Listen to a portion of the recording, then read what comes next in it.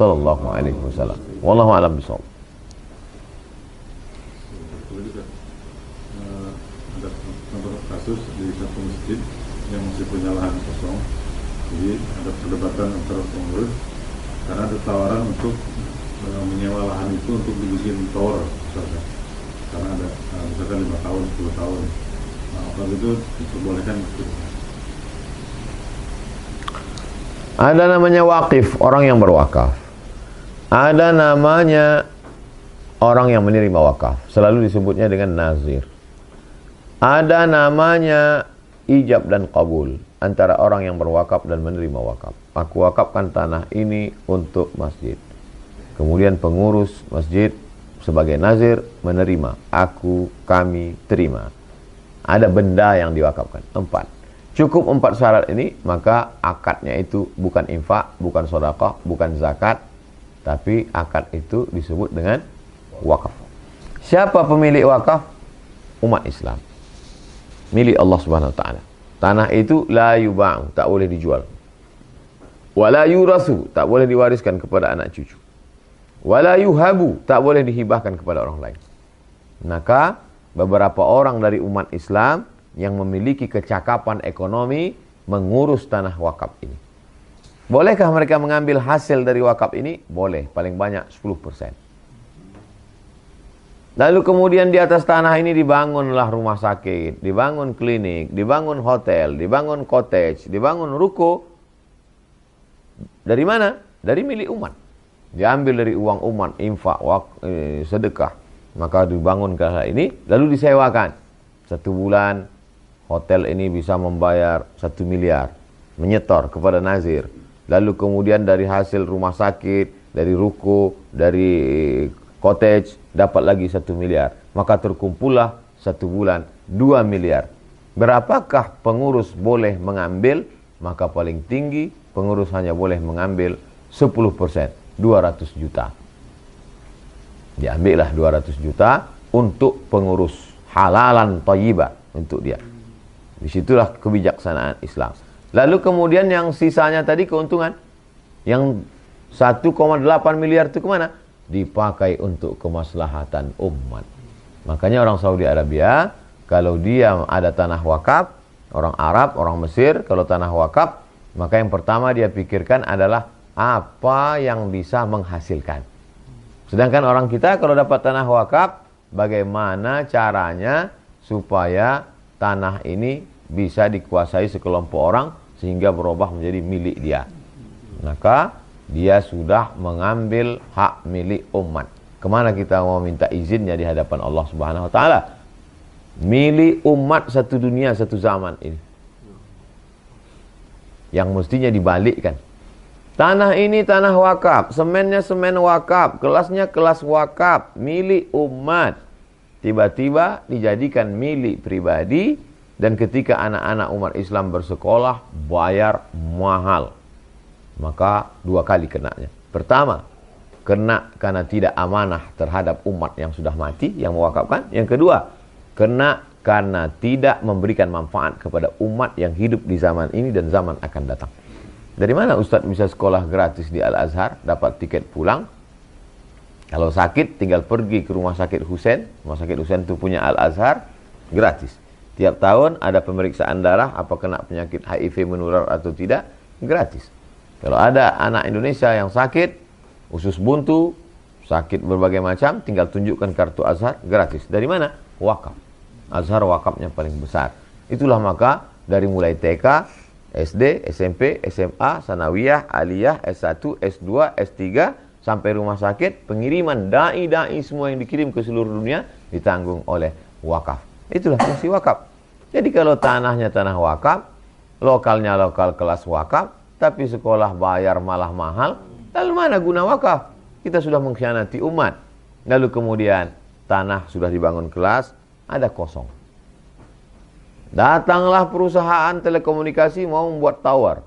1 tahun sewanya 100 juta. Siapakah yang berhak memutuskan untuk menerima kontrak ini? Nazir. Siapa yang memilih nazir? Umat Islam bersepakat di lingkungan itu. Kami percaya kepada dia, kami pilih dia sebagai nazir kita. Maka nazir pun bermusyawarah. Bagaimana ini? Tanah ini mau disewa 1 tahun 100 juta dan kontraknya 10 tahun. Sepakat semua nazir sesudah musyawarah. Wa amruhum syura bainahum. Mereka pakailah. Berarti 1 tahun itu 100 juta. Dipakailah untuk kemaslahatan umat, untuk bayar listrik, untuk biaya operasional, untuk sekolah di yatim, untuk apa, untuk gaji guru, 90 juta. Yang 10 juta boleh dibagi-bagi antara nazir gratis. Kenapa nazir digaji? Karena semestinya nazir itu bisa dagang di Tanah Abang. Karena nazir itu mestinya bisa nanam sawit, ternak ikan, tapi terfokus, terkuras tenaga dan pikiran nazir. Maka nazir boleh mendapatkan halal dia. Tapi ternyata nazir ini cerdas. Dia punya anak buah, dia punya perusahaan. Lalu ketika dibagi hasil setahun, kita alhamdulillah para nazir musyawarah, ini hasil mau kita bagi. Nazir ini mengatakan, kalian mau ambil silakanlah, adapun jatahku maka aku serahkan untuk wakaf. Inilah yang paling the best, inilah yang paling bagus. Begitulah pengelolaan wakaf semestinya. Wallahu a'lam.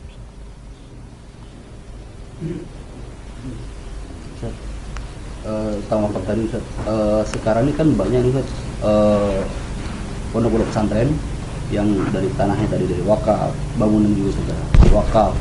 Tapi ketika rekrutmen siswa baru, kita dibiayai, ada lagi biaya pembangunan yang cukup besar, kan? Nah itu bagaimana hukumnya si orang tua yang menyekolahkan anak itu? Kenapa sekolah, madrasah, pesantren yang dibangun di atas tanah wakaf, kemudian umat di zaman itu mesti lagi membayar karena ingin membuat bangunan baru. Sementara wakaf yang dari awal tadi tidak produktif. Seandainya wakaf itu produktif, maka tidak perlu ada pungutan uang bangunan. Karena wakaf produktif tadilah yang akan membiayai. Tapi karena wakafnya dari awal tidak produktif, dan kita memang sudah terbiasa penggalangan dana, nanti akan berdiri. Akhirnya nanti semuanya sampai akhir tidak akan ada gratis. Kenapa? Karena memang semuanya tidak ada yang lahan itu produktif. Maka semestinya ada lahan-lahan yang ditanami tanaman, ternak ikan, ruko, hotel, cottage, sewa kos-kosan untuk membiayai operasional, gaji guru, dan lain sebagainya. Kalau tidak, maka seumur hidup hanya tanah itu sajalah yang tanah wakaf sehingga bisa berdiri sekolah. Adapun untuk yatim fakir miskin, seumur hidup sepanjang zaman mereka tidak akan bisa mengecap pendidikan karena pendidikan mahal. Pendidikan tidak lagi gratis karena ada biaya operasional, gaji guru, dan lain sebagainya. Perlu dipikirkan ke depan apa yang disebut dengan wakaf produktif. Hari ini alhamdulillah ada lembaga-lembaga yang membuat itu. Lalu kemudian balik lagi kepada amanah yang ada di hati orang yang menerima wakaf. Kalau tidak, maka na'udzubillah, kita hidup singkat. Setelah kita mati, wakaf-wakaf ini khawatirnya tidak mengalirkan pahala, justru mengalirkan dosa-dosa, karena akan diambil oleh orang-orang setelah kita yang tidak amanah, kita ikut berkontribusi. Itu salah satu ketakutan saya dan sahabat-sahabat. Tapi masyarakat mau berwakaf, maka dipisahkanlah, dibedakanlah. Ini lembaga wakaf, yayasan, tabung, wakaf umat. Mau wakaf tanah, mau wakaf semen, mau wakaf batu bata, mau wakaf tenaga, ada sarjana yang mau mewakafkan gambar, silakan. Ini tempatnya. Nanti sehingga ketika ada yang produktif, bisa orang sekolah. Dari awal kita katakan nanti dia sekolah gratis. Kenapa? Karena dia mendapatkan limpahan dari wakaf. Lalu kemudian kalau ada yang produktif menguntungkan, maka barulah bisa dibagi sebagai gaji atau ihsan atau upah apapun namanya, sebagai yang dibayar itu adalah waktunya.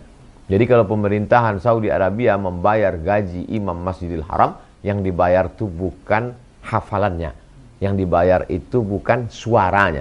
Bismillahirrahmanirrahim, bukan itunya yang dibayar. Yang dibayar itu apa? Waktunya. Karena mestinya Syekh Abdurrahman Sudes itu bisa buka toko jualan di mall.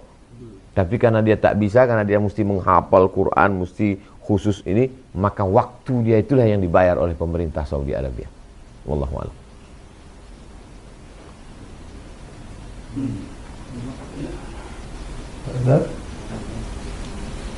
Ada boleh tanya? Oh, ini udah PPM berat.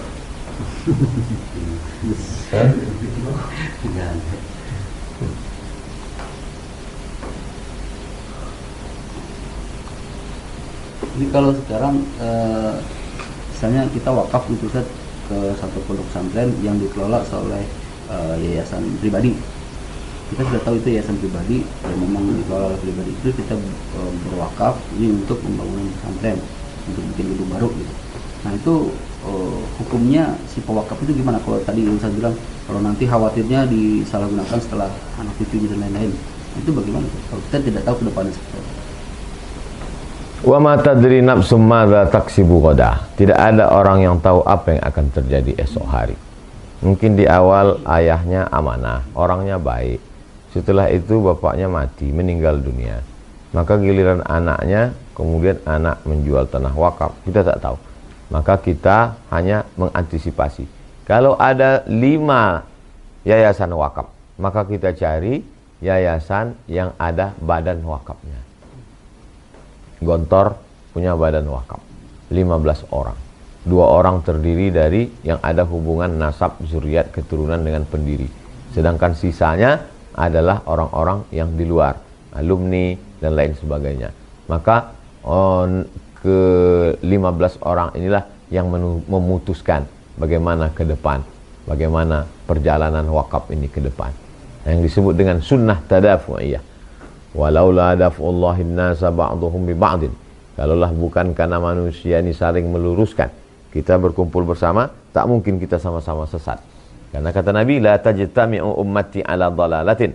Tidak mungkin umatku ini berkumpul untuk suatu kesesatan. Kalau yang satu bersepakat mengatakan ini kita pakai, yang lain akan mengingatkan amar ma'ruf nahi mungkar. Jangan, ini milik umat, nanti kita dilaknat Allah. Maka ada nampak di situ lebih amanah, maka serahkanlah di situ. Bahwa terjadi perubahan di masa akan datang, la yukallifullahu nafsan illa wus'aha.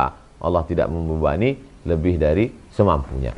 Maka kalau saya diminta endorse untuk support suatu yayasan, saya lihat rekening yayasan, saya husnuzon. Berarti ini ada ketua, ada pembina, ada pengawas, ada sekretaris, ada bendahara. Tapi kalau saya lihat rekening pribadi, bukan saya tidak percaya, bukan saya, tapi besar kemungkinan. Bagaimana cara dia membedakan antara uang wakaf dengan transfer pribadi? Apalagi tak pakai kode dan lain sebagainya. Pribadi bisa dia ambil sendiri. Dan saya pribadi sampai hari ini tak pernah memakai rekening Abdul Somad untuk menerima wakaf, sedekah segala macam, tapi pakai ini dia rekening. Kalau ada orang menyerahkan, langsung di saat itu juga tulis di amplop itu, wakaf untuk apa ini, untuk yayasan ini, untuk yayasan ini. Di dalam yayasan itu sendiri pun saya minta kepada orang yayasan supaya dibuatkan nomor yang berbeda. Untuk wakaf nomor ini, untuk infak nomor ini. Kenapa dibedakan? Karena wakaf tidak boleh habis. Kalau dapat uang wakaf, beli tanah, beli batu bata, beli kerikil untuk bangunan, untuk kelas, untuk masjid. Tapi untuk bayar listrik, untuk upah tukang, masuk ke dalam infak. Anda mau berinfak, kemari. Anda mau berwakaf, kemari. Supaya keuangan tidak kacau. Wallahu a'lam. Assalamualaikum Ustaz. Waalaikumsalam. Sebelum bapak saya meninggal, beliau berpesan untuk membagi waris adalah antara perempuan dan laki-laki sama. Sehingga waktu itu kita juga sempat berdebat kepada kakak saya, kan kakak saya 2 perempuan, adik saya 2 laki-laki dan 1 perempuan. Kemudian karena kita tertua di situ, jadi kita tidak bisa memutuskan karena itu pesan ayah, katanya harus bagi 2, bagi rata antara laki dan perempuan. Sehingga terjadilah pembagian dengan bagi rata yang melanggar hukum Islam sebenarnya. Tapi setelah seperti ini kan udah menjadi hak masing-masing. Bagaimana cara satu mengatasi itu semua itu? 3 masalah dalam pertanyaan. Pertanyaan yang pertama, yusikumullahu fi auladikum, Allah memberikan pesan kepada kamu, hai orang beriman, lidzakari mithlu hadzil unsayain. Anak laki-laki dapat 2 kali bagian anak perempuan. Kalau anak perempuan dapat 25, maka laki-laki dapat 50. Anak laki-laki dapat 2 kali bagian anak perempuan. Coba kita lihat bunyinya. Dia sebut di situ bagian anak perempuan. Karena memang dulu perempuan tak dapat apa-apa. Maka setelah Islam datang, disebutkan hazzil unsayain. Hazz artinya keberuntungan. Keberuntungan anak perempuan. Karena setelah Islam datang, perempuan dimuliakan, perempuan dihormati. Siapa yang punya 3 anak perempuan dididik, tiket masuk surga, dan perempuan dapat harta warisan. Hai laki-laki, kamu dapat 2 kali bagian keberuntungan perempuan. Kenapa laki-laki dapat 2 kali? Laki-laki kepala rumah tangga, laki-laki menanggung biaya pernikahan, laki-laki menanggung nafkah istri, anak, orang tua. Laki-laki punya tanggung jawab yang besar, bukan karena diskriminatif dalam Islam. Itu poin yang pertama. Maka kalau kita Islam, kita pakailah aturan. Sholatnya ikut Islam, puasanya ikut Islam, hajinya ikut Islam, dan begitu juga dalam pembagian harta warisan ikut Islam. Yang kedua, kalau seseorang berwasiat, nanti kalau aku mati, maka kuburkanlah aku di kampung halamanku. Apakah wasiat itu wajib? Tidak. Wasiat bisa makruh, wasiat bisa sunat, wasiat bisa haram. Kalau wasiat itu menimbulkan mudarat, bisa haram. Saya berpesan kepada tim, dimanapun saya meninggal, maka kirimkan jenazah saya ke kampung halaman. Pas jadwal di Sorong, Papua, meninggal, mau pulang tiket pesawat mahal, 8 jam penerbangan, transit, maka bisa jatuh kepada haram. Kenapa? Habis uang jamaah, padahal uang itu bisa untuk membayar sekolah anak yatim, fakir miskin. Jadi tidak semua. Jadi kalau ada orang mengatakan, ini sudah wasiat bapak kami, siapa yang mengatakan wasiat itu wajib? Yang wasiat wajib itu adalah wasiat harta. Itu pun kalau tidak lebih dari 1/3. Kalau aku mati, berikanlah kepada anak angkatku ini wasiat. Dia mempunyai anak adopsi. Anak adopsi tak dapat harta warisan, maka dia tulis wasiat. Atau waktu sakit dia sampaikan wasiat. Untuk anak angkatku ini, kuberikan wasiat harta. Wajib hukumnya menyerahkan wasiat itu. Itu yang disebut wasiat wajib. Hanya saja kita ini menganggap semua wasiat. Kalau ada yang sekedar bentuknya wasiat tapi bukan harta, namanya bukan wasiat, pesan. Ingin makamkan di sini, ingin nanti begini. Ya tidak ada terkait dengan harta, wasiat. Hukum wasiat selain harta bisa wajib, bisa sunat, bisa makruh, bisa haram. Bagaimana wasiat itu bisa haram? Kalau bertentangan dengan Quran dan sunnah Rasulullah. Ini tidak boleh dibantah. Kalau bantah berarti kita durhaka, jahil, bodoh, gak ngerti, gak belajar agama. Itulah pentingnya kalau arisan keluarga dibuka pembahasan tentang warisan. 3. Bolehkah membagi harta warisan pukul rata sama antara laki-laki dan perempuan? Laki-laki 2, perempuan 2. Meninggal orang tua, harta milik bersama kita sudah sama dari kecil, kita juga sama. Bagaimana kalau kita bagi saja ini rata? Boleh, dengan syarat 3. Yang pertama, keempat ahli waris ini semuanya sudah akil baligh. Karena hanya orang akil baligh lah yang bisa memutuskan hartanya. Jadi kalau di antara 4 ini, mohon maaf, ada satu yang idiot. Kurang akalnya.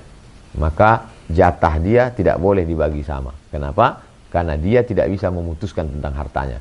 Maka yang 3 sajalah yang sehat-sehat, yang dewasa. Yang 1 itu tetap dibagi sesuai jatah dia. Yang kedua, masing-masing mereka tahu sebenarnya jatahnya berapa menurut faraid. Harta orang tua 1 miliar. Maka dibagilah 2 orang laki-laki, 2 orang perempuan. 2 orang laki-laki ini 2 kali lipat, berarti 4. 2 orang perempuan, berarti 1 miliar dibagi 6. 1 miliar dibagi 6,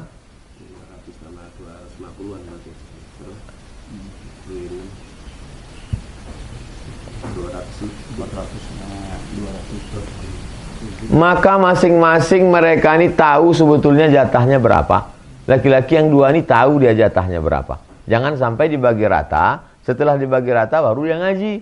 Setelah ngaji baru dia hitung-hitung. Jadi kalau gitu jatahku banyak kemarin. Yang ketiga, yang memiliki jatah berlebih, maka dia ikhlas itu sebagai sedekah. Kalau sudah sedekah jangan diungkit-ungkit. La tubtilu shadaqatikum bil manni wal adha. Jangan kau ungkit-ungkit, kau ulang-ulang menyakiti hati orang. Cukup 3 syarat, lanjutkan. Tak cukup 3 syarat, batalkan. Balik ke hukum semula. Cukup 3 syarat Pak Ustadz, kami berempat-empat sudah akil balik. Sudah. Kami juga sudah tahu jatah kami sebetulnya berapa kalau menurut faraid. Sudah. Lalu kami kemudian sudah berbagi, ya udahlah li ta'ala. Sudah. Apa masalahnya? Kami setuju, cuman istri kami enggak setuju. Berapa sih kemarin bang? Itu, wah banyak sekali itu. Bisa beli-beli mobil, bisa ini. Yang punya harta kan bapak dia. Kenapa pula kau yang ribut? Makanya ketika orang membagi harta warisan itu dia, karena dia yang ada hubung kait di situ. Adapun orang ekstern yang tidak ada hubung kait di situ, bapak-bapak dia, hartanya harta dia, nasabnya nasab dia.